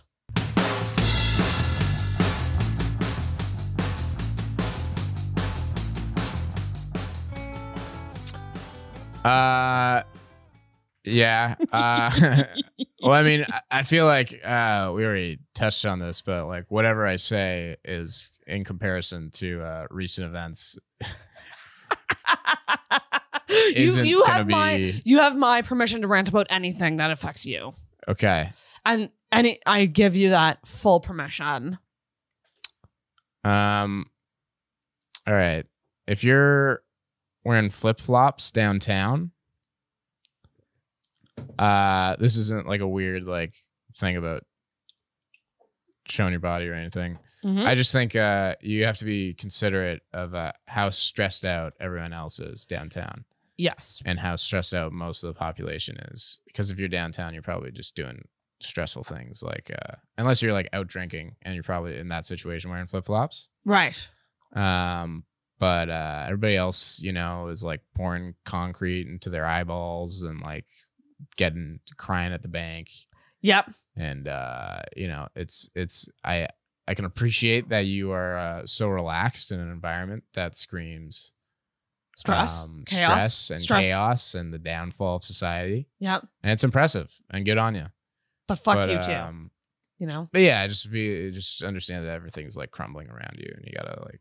I don't understand these people. I would never. Like, I think the only time I ever wear flip-flops is like literally if there's a pool situation or a beach situation. That's it. Yeah. Even sandals, I feel uncomfortable wearing sometimes because I don't trust people to not step on my toes. I just don't. Your shit's exposed. I've stepped on toes before and I still think about it. Yeah. Like that I just got into someone's space and stepped on their bare toe. Right. Like recently? Or yeah, like, recently. Oh. I'm so sorry, Trina. It was actually at the album taping. Yeah. She was wearing like Birkenstocks and I totally stepped on her toe and I felt so bad because I know what it's like to be on the other side of that. That's true. And you're going, this hurts so much, but I can't act like it does. Yeah. I have to just be like, yeah, it's all good, whatever. But like inside, you're like in pain because there's. Anyway, I'm so sorry, Trina. Yeah. I literally am still thinking about that moment. Yeah, no, I'd be pretty. I would think about that a lot. I'd like offer to buy. I'd offer to give them money, probably. Right? Yeah. Yeah. Like, what can I pay you? And like, I resort to that a lot for the damages that I've just committed. Yeah, I spend a lot of savings on guilt. So, but that being said, about my weird opinion about sandals, I probably still would do that downtown myself. So, a big sandals guy? Do you wear them? I wear them around the house in the summer, but yeah, now I'll probably at one point be doing that. So as much as I am, but you have to own it. Right? You got to own it that you're the sandal guy. Yeah, and yeah, I don't know. It's it's one of these things. That's gonna be my cop out of that. That was trash. I'm sorry. Really, Listen, self-awareness, I did not everybody. bring my A game. I apologize. No, this is great. I love it. Because it's a hot button topic. Flip-flops. There's some women who won't fuck you if you wear flip-flops. Yeah, and especially me. I think that'd be true. But I don't know. Anybody do what they want. I'm sorry, I said it. I think you're whoever You've just alienated all of my listeners who wear flip-flops downtown. Which is probably like, I don't know. I feel like this podcast might have a high potential for that. I think so, maybe. I oddly have a lot of US listeners. I realized the other day. Gets hot down there. It gets hot down there. Feet want to breathe. Feet want to breathe. I envy people who can wear flip-flops. I stepped on a nail once wearing flip-flops. Oh, and shit. And I've never, like, it's kind of PTSD-ish for me to wear them now. Yeah. I would. Oh, yeah. I would have. Yeah. You're really just walking on, like, styrofoam. Like, you're not walking on something that protects your foot at all. Like, No. you really, like, glass downtown, too. Oh, there's so much. There's so much shit glass. downtown. Like, it's gonna. Again, no shit if you actually do this, but you gotta maybe have more coverage on top. I don't know. It's just like, it's very dirty downtown. It is. I do feel like. But you can just go wash them in the water at the stairs. Oh my God, that's right. You can. Wonder if anyone's puked there yet. At the stairs? Probably. Like, what a place to puke. Puke in the ocean? Yeah, next time I gotta puke, I'll run down. Right? Downtown does feel like it's on steroids lately. But I also felt that way last summer too. Because I guess just like coming out of the pandemic. Yeah. Pent up energy. Body positivity is all the rage. So everybody's wearing whatever the fuck they want. No one, you know what I mean? Like, it's just everyone's sexy and hot and wanting to fuck. And they're on scooters. And they're on don't those fucking things. Yeah. Do you want to do the rant? Do a rant on scooters right now. They are so dangerous. They are. I almost died on one. And it's not in the way that you would think. I was walking it. I wasn't even on it. Oh, and it just... We got out of range. Yeah. Oh. And so we were walking back towards we thought the range would be. Okay. And so I was walking it, but occasionally pressing the gas to see if it would move. And as soon as we got within range and I lightly tapped the gas, it just went ahead and like I wiped out on it. Yeah, shit. And it was, let me tell It'll you, do that. I'm not built for adventure. I've wiped out on roller skates. Will never roller skate again. Really? I don't think so. Unless someone really teaches me how to like do it properly. Yeah. Catherine Cairns does it. She does like roller derby and stuff, and she said she would try to teach me. But like it's just I this is who I am. If I get hurt, I probably won't return to that thing. Yeah. And ever since that scooter incident, I hate them. And I don't understand how people are driving them in the streets. Yeah, no, it gets pretty wild. People go nuts with it on Argyle, especially. It is so unsafe. Anyway, guys, have fun. Just be careful, please. Like, I can't do the scooters. Let's take back the weird sandal thing. And we'll say this was the co-rant. I loved the sandal thing. Yeah. You know what that was? That was an old bit I did, and I was trying really hard to think of something. Bring it back. I was like, well, yeah, I don't know. Not a great move. Because I would do it, and people would be like, I like wearing sandals downtown. I'd be like, that's fair. I don't know why. I'm such a fucking dick. Oh my gosh, that's funny. Have you ever gone on a scooter? Yeah, I messed around on scooters, but I try. It is like, it can be aggressive. I can't picture you on a scooter. No. Well, do you do risky things?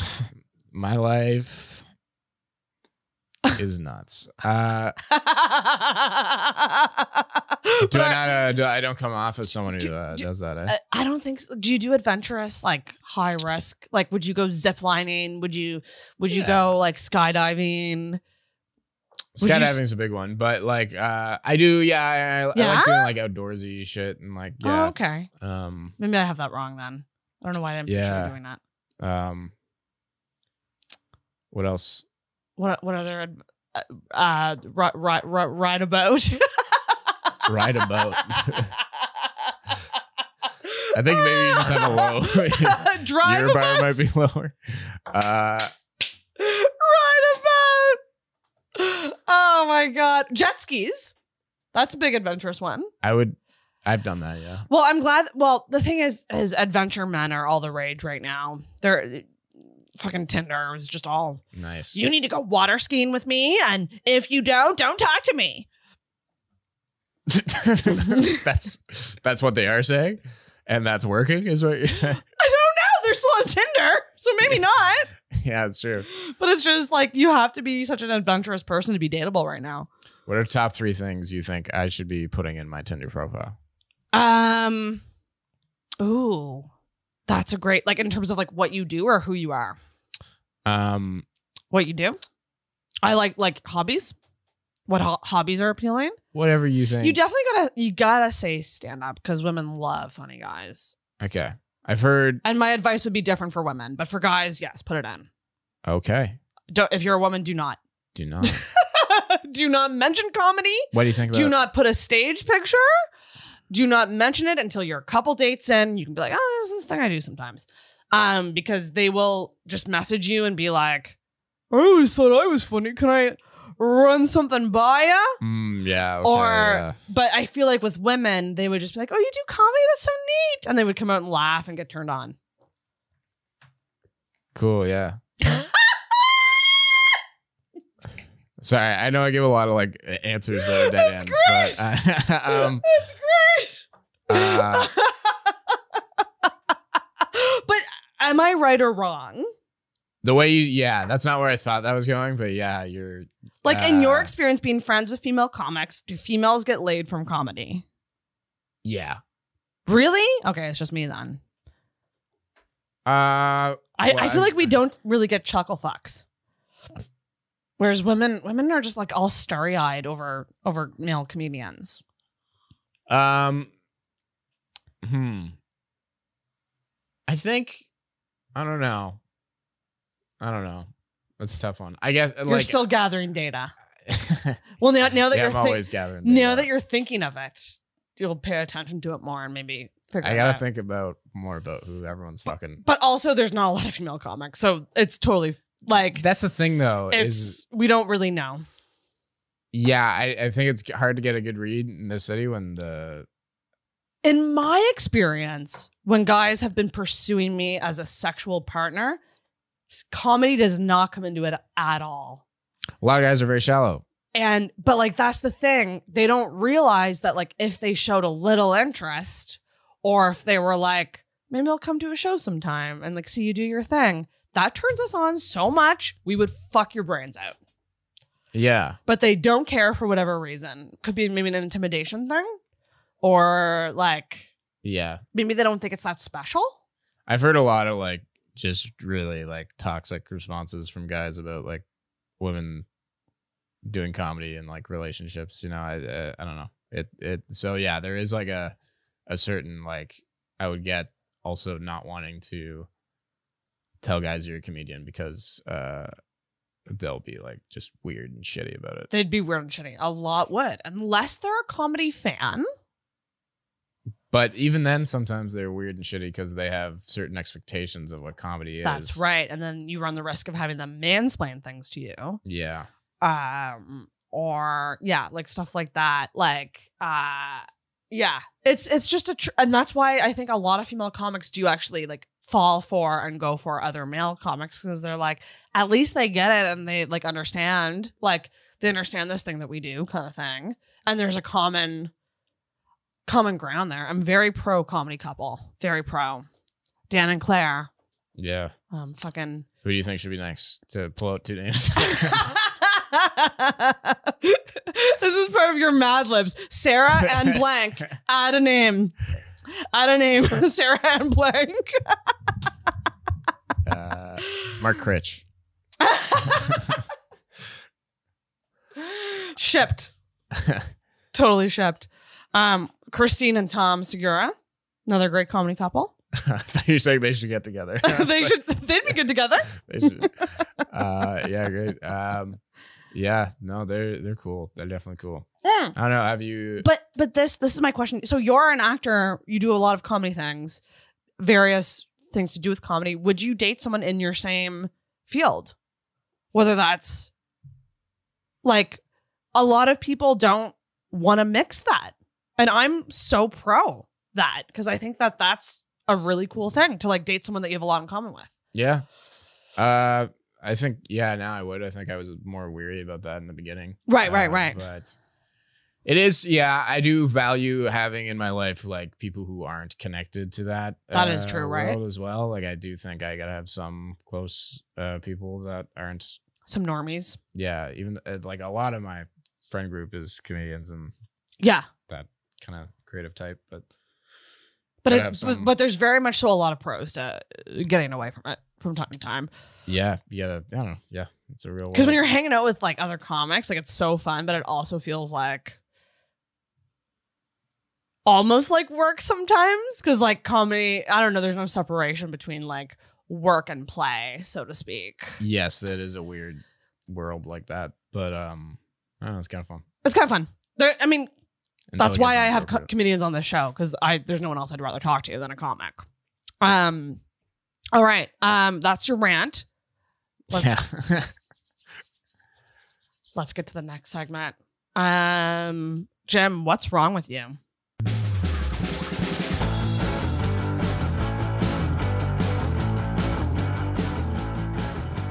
What's wrong with me? Yeah, this one I didn't even like. This one I prepared the least for because I was so confident I could come up with something like on the spot. You know what I mean? Well, you've mentioned some things already. You've mentioned ADHD. Mm-hmm. You've mentioned anxiety a little bit. Yes. Yeah, all that stuff. I don't know. Just like, oh, here's some. I'll sometimes like do bits to the point where like I try to like, make someone think something is a certain way when it isn't, or like, always in the bit. Yeah, sometimes. Yep. So yeah, yes. I think a couple of you do that. It is a classic. Like, sometimes I'll go on like a tear of doing that, and So, do you find that the people who don't get it are non-comics? Yes. And that's reasonable. I'm essentially lying to you. So. Comedians keep me on my toes because there is that aspect of I have no idea what's true or not. Yeah. With a lot of comics, it's not necessarily a bad thing, but it is it keeps you on your fucking toes, being in tune with like what people are doing and how they're bringing bits into like real life. Yeah.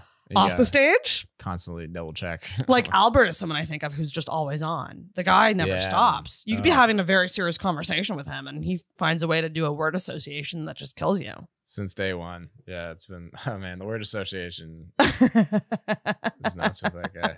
It's crazy. Right? But it has nothing to do with like, he doesn't care or but it just goes to show how much comedy is baked into certain people. Yeah. And you're one of those people. Yeah, for sure. I think I have to be in a mood. But I will take a bit. Are you ever off? Beat the completely off? Shut off? Yeah, I think I'm kind of off right now, to be honest. You don't have to be on Intoxicated. It's about the people. It's about the real. It's about the people behind the laughs. Yeah. And, with a guy like Albert, like he has a full other side to him where he's like it's a very detailed and like like a guy had his real takes and like oh yeah, great conversationalist. Great. Yeah, he can totally like break that when he wants to and if he wants to. But he sprinkles it in. he still sprinkles it in some ways, and it's always like so unexpected, and it gets me every time. It usually like starts and ends. Yeah, a conversational piece for sure. Yeah, he Start bookends a bit, things. Yeah, bookends the comedy. I tend to do that. Yeah, yeah. But that's not a bad thing. That's a good thing. That means that you fucking care about what you're doing and you're committed to it. Yeah. I don't think it's a bad thing at all. People just have to be more on their fucking toes. Yeah, so you got to learn to keep up with Jim is what I'm saying. Yeah. But ADHD, I'd love to ask you about that. Mm. Are you diagnosed? Yes. When I was like in early high school. Oh, okay. So I definitely, I think also need to master that more a little bit. Right. Because I feel like there's been so much research since even when I was like, 14. That was 10 years ago. Right. Yeah. That's crazy. You got diagnosed with ADHD before it was cool. Yeah, I guess so. It's cool to be undiagnosed and damaged. But this guy got ahead of it and was like, I'm young. I got ADHD. But even when at that time, like, it was just kind of like, I could take some Vyvanse, and that was really the only thing I was doing to help when it's a lot more complicated than that. And like, yeah, it is. Lifestyle choices are a main effect of it. So like, just like kind of tooling my life to like do that and not, right. Not be drinking and smoking all the time. And, right. Yeah, it's certainly not just meds. Can you imagine if it were? That would be amazing. I hate taking the meds. Do you? It makes me super anxious. Vyvanse is on the list of, like I'm on an antidepressant right now that's supposed to indirectly treat ADHD. But if I should choose to do so, to incorporate a stimulant, I think Vyvanse is one that the psychiatrist I saw recommended to me. Yeah. So I might very well be on that train pretty soon. Yeah. Mixed in with another drug, by the way. Okay. So like, just tag teaming, this mess of a person. But like, so you don't like being on them. I find the scary thing with medication is how reliant you become on them. That's what scares me the most. Yeah. I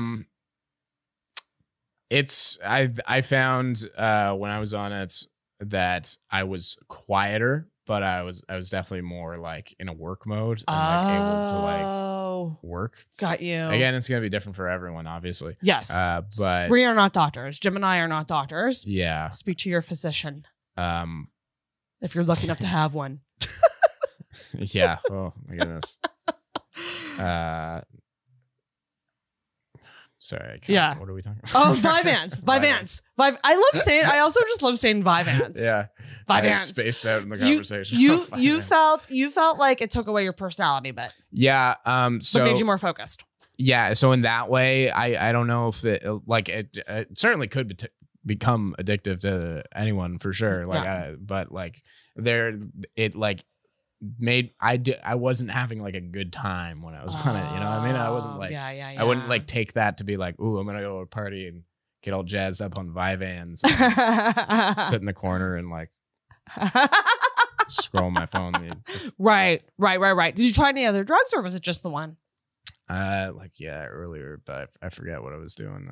Right. Like, maybe it was like Concerta or something. Oh, okay. Yeah. I mean, so much of this is just finding the right one for you and finding the right dose.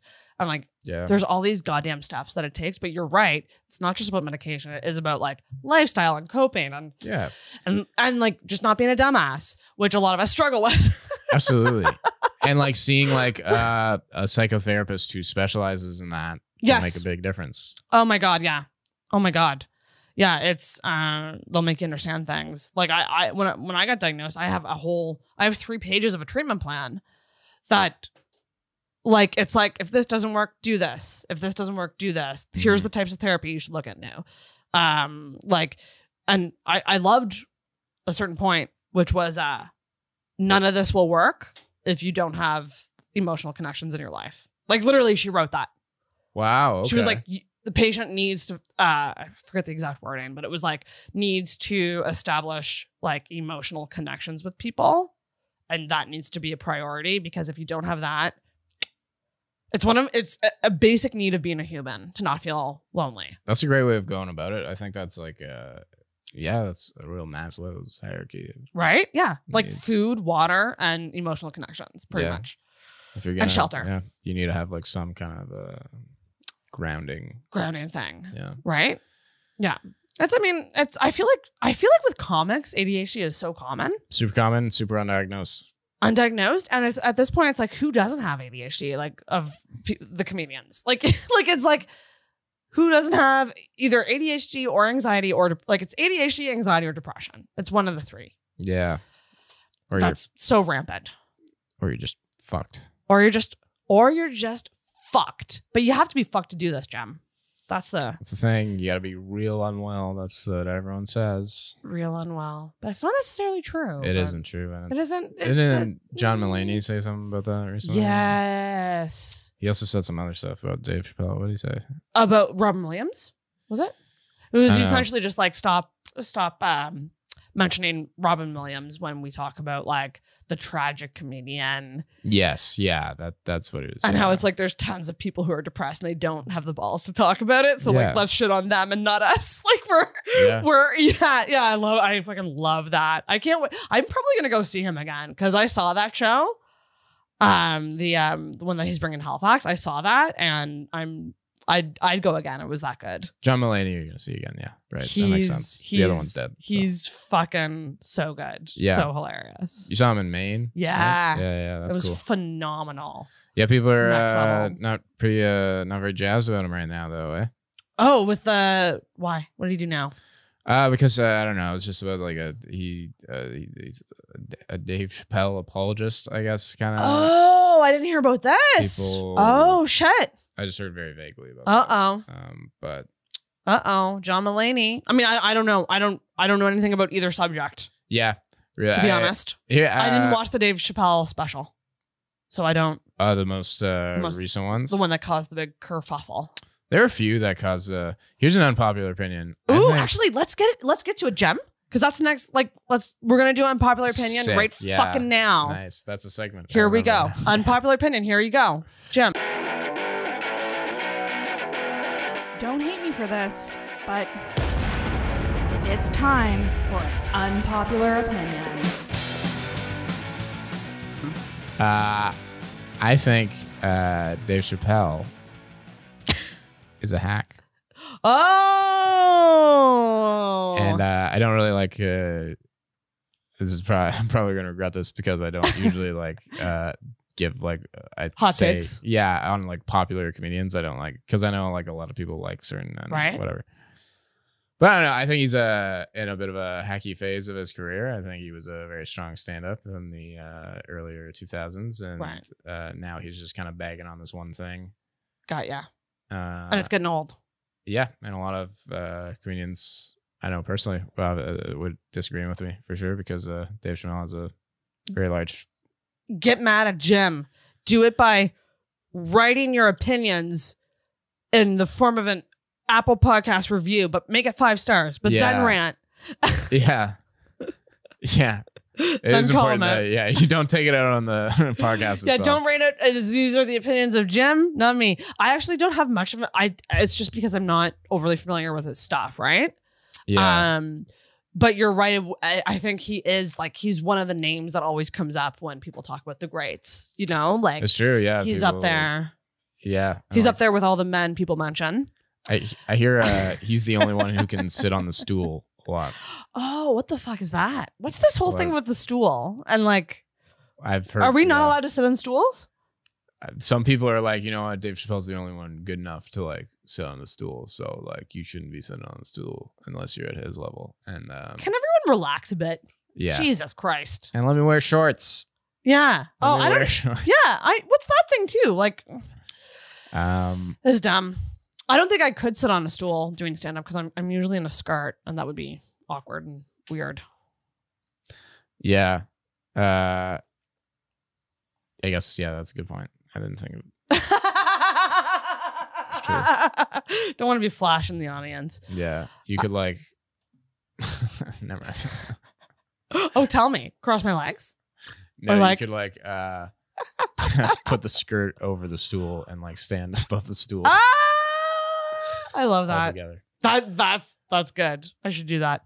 But yeah, no, he's a bit hacky in your opinion. Interesting.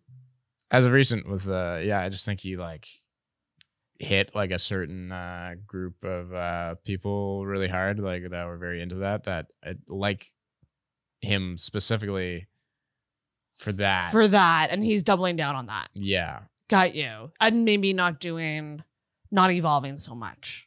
Yeah, no, but I don't know.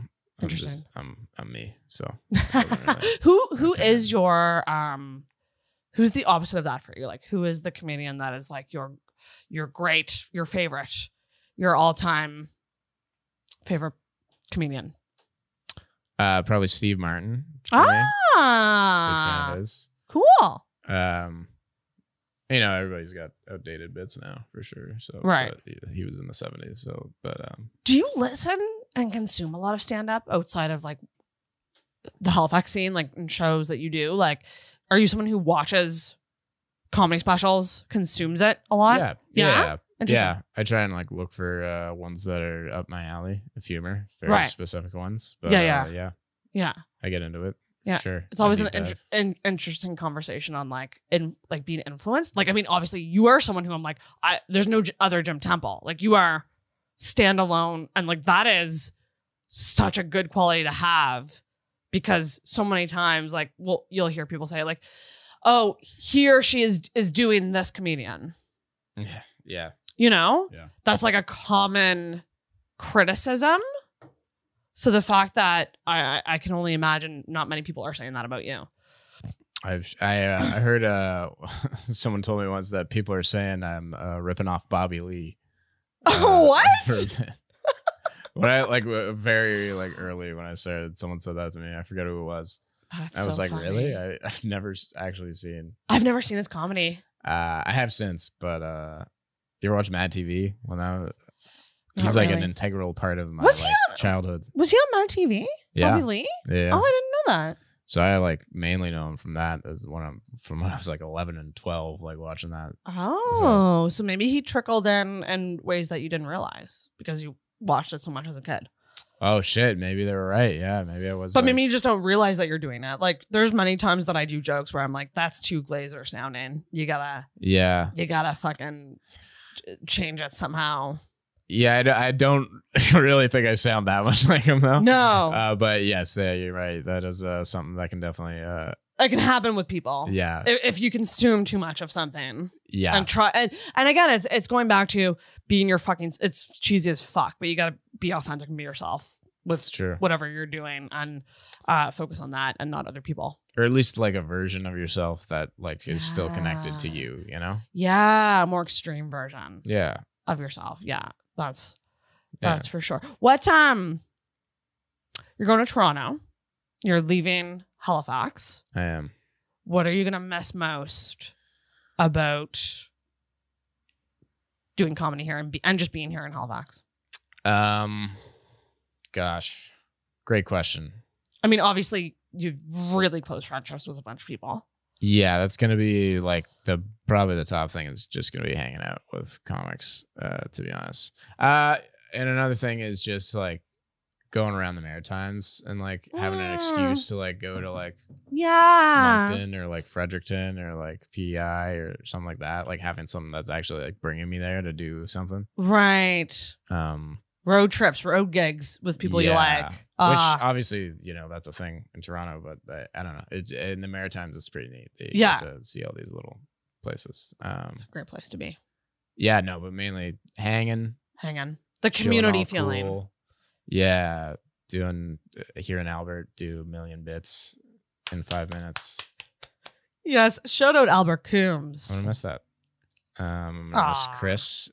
This is where I put sentimental music over what Jim is saying. It's the end of the episode, so not everyone will get here. About 60% of you will. Yeah. And on this one, maybe not even that. No fucking way. Shut up. I'm having a blast. I adore you. Stop Thank it. You. I'm pretty... People are far too hard on themselves with podcasts. Mm-hmm. Like like the whole point is, oh yeah, I'll take some of that. Sorry, it was always available. I just wasn't. I apologize. Don't. Well, that's another assumption. You apologize too much. Yes, I do, and you apologize like a woman. Wow. that's called out, Jim. Gotta stop doing that. It's quite a statement. We do apologize too much as women. That's true. We do.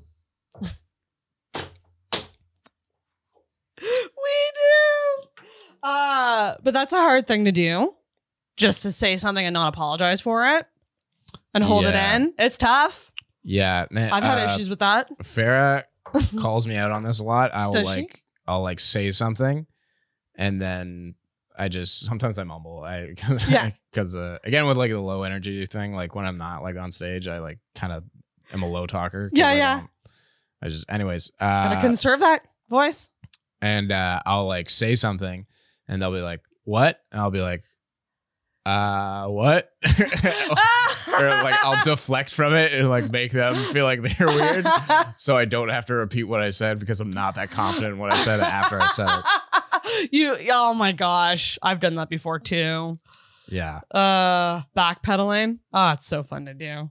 So fun to do. Yeah. I don't know if you remember on Brandon's episode, we prank called somebody. Prank called Chris. Yes. Is there anyone you might want to prank call right now? Oh, I would. That's a great idea. But we need a funny idea. Yeah. And is there someone that you talk to on the phone a lot that it wouldn't be weird if you were calling? That's a great question.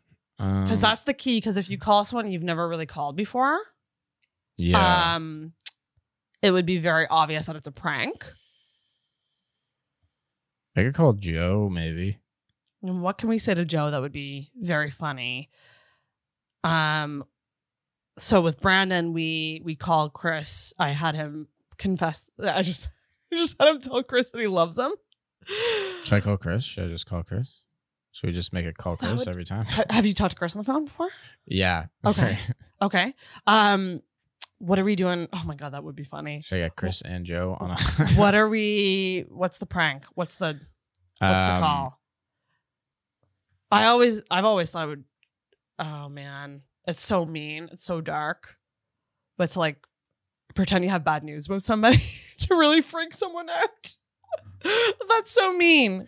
Yeah. That's too mean of a prank. I've like done that prank too, and like have you? have regretted it. So, have you? Yeah, absolutely. Oh my God. I remember on a friend's birthday, I like told them I broke up with my girlfriend dumped me, and I was like getting them to like spend time with me and like console me so that they could prepare the house. That's hilarious. And then it came back and like they surprised him. And he was like, so did that actually happen? And I was like, nah. He's like, wow, that's kind of fucked up. It's kind of fucked So, yeah. I love shit like that, but that's just me. But it would have to be the right recipient for it. Certain people would, you know what I mean? Yeah, like, I think he was one to understand. What's a fucking prank? Why I thought it was funny at the time. But yeah, exactly right. What's up? Okay, so we're pranking Chris Leff. And that said, he knows that you're doing the show right now. If he's seen your story. Oh yeah, a bunch of people I know are gonna know that I'm doing the show right now. What if you called and what if you said, dude, I had the worst time on Intoxicated.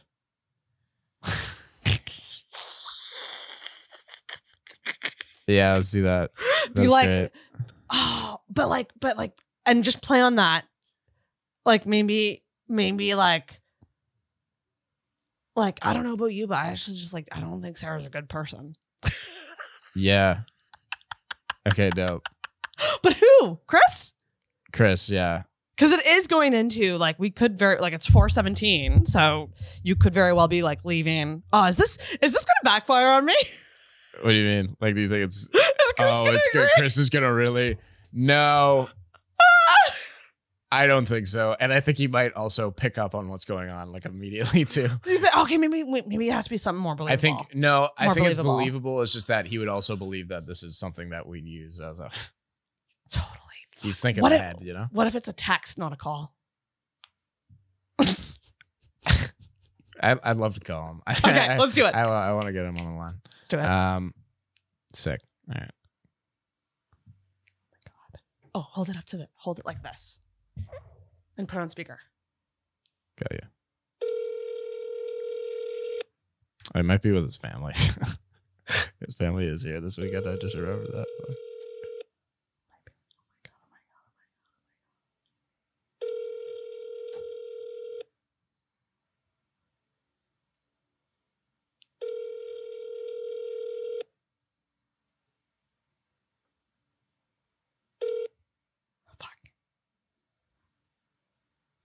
After leaving a message, God damn it. Who's next? Who would be the next best? Brandon? Yeah, probably. Yeah, that's a good idea, actually. Yeah. This is going to backfire on me, isn't it? This is going to be one of those, what do you really think of Sarah? Like, is it going to be on, are you putting this on me or on yourself that the podcast didn't go well? Let's put it on me. It's up to you. There's less potential. Whatever you think is funnier, but also like, I want it to be a funny Prinkle, not a exposing someone's. I think Okay. I can get something.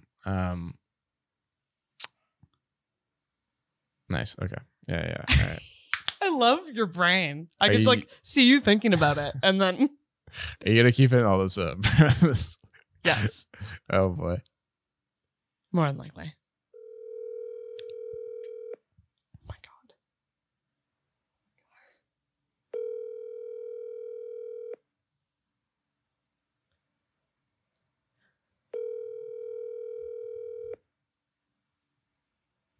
Damn it.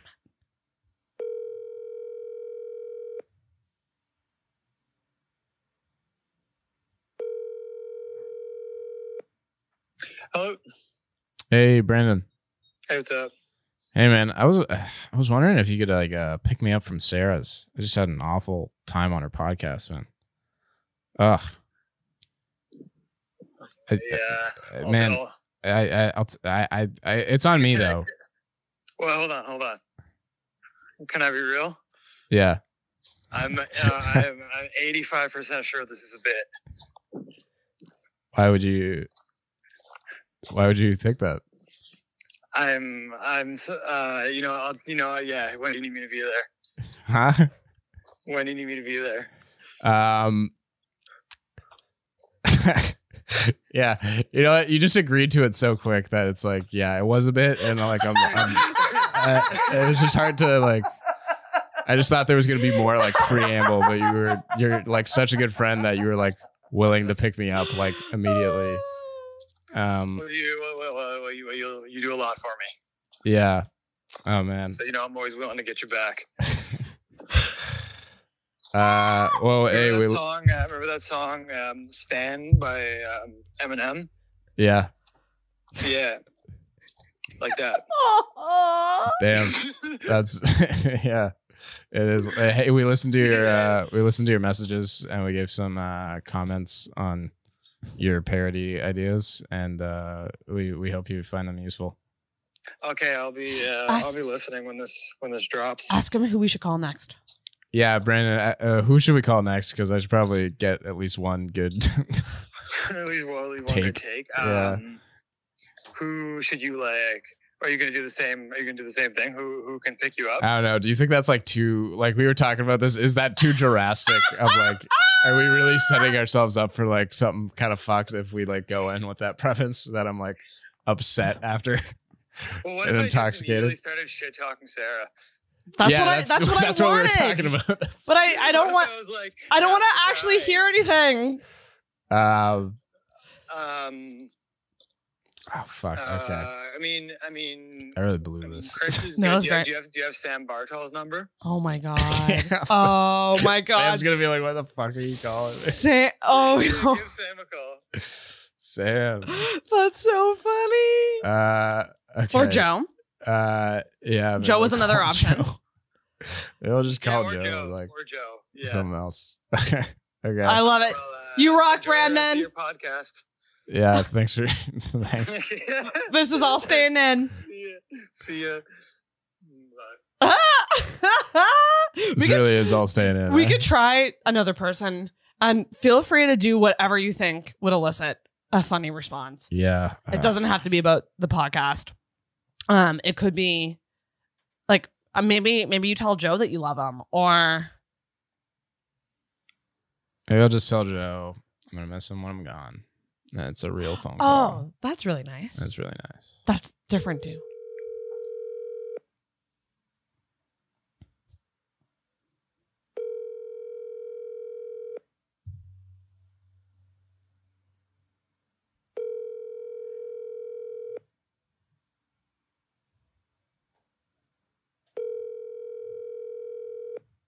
God damn it, everyone's busy. Yeah. I mean, I get it. I hate answering phone calls. Right? Your call has been forwarded to an automatic voice messaging. I just wouldn't answer. 90. We're gonna bleep that. Record your Yeah, sorry. I just thought of that. Hey, Joe. It's Jim. I was just thinking about you and wanted to let you know that when I, head to Toronto at the end of the summer, I'm going to miss you. I'm going to miss our, days at the beach together and our little comedy road trips and hanging out. And I'm wishing the best for you. I'm excited for all that life has in store. I know you're working on the real estate thing and, just all the great comedy things you're going to do. And, all the children you will have. So, thanks.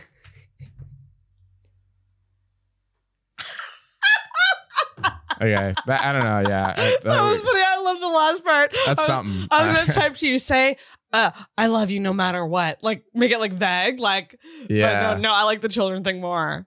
I love the. Wonder if he'll call back after he gets your message. Absolutely. You think? He's either gonna immediately know what is happening, or he's gonna be like, "Are you okay?" Is Joe a phone talker? Sometimes. Sometimes, yeah. That's good. When it's like when we got something to talk about, when there's business to be. I like a phone talk. Yeah. Oh my gosh, that was great. Okay, well, we're gonna wrap because I have to make my way down to the library to record sound for an event. Hell yeah. So, I almost said Joe. Joe. What a fun time. Jim, thank you so much for coming on. Yeah, thanks for having me. Yeah. So glad to have gotten you on before you left. You leave us forever. Yeah, and life will never be the same. Life will never be the same. There's no other Jim Temple. You're so funny and talented. Tell the listeners where they can follow you and keep up to date with what you're doing.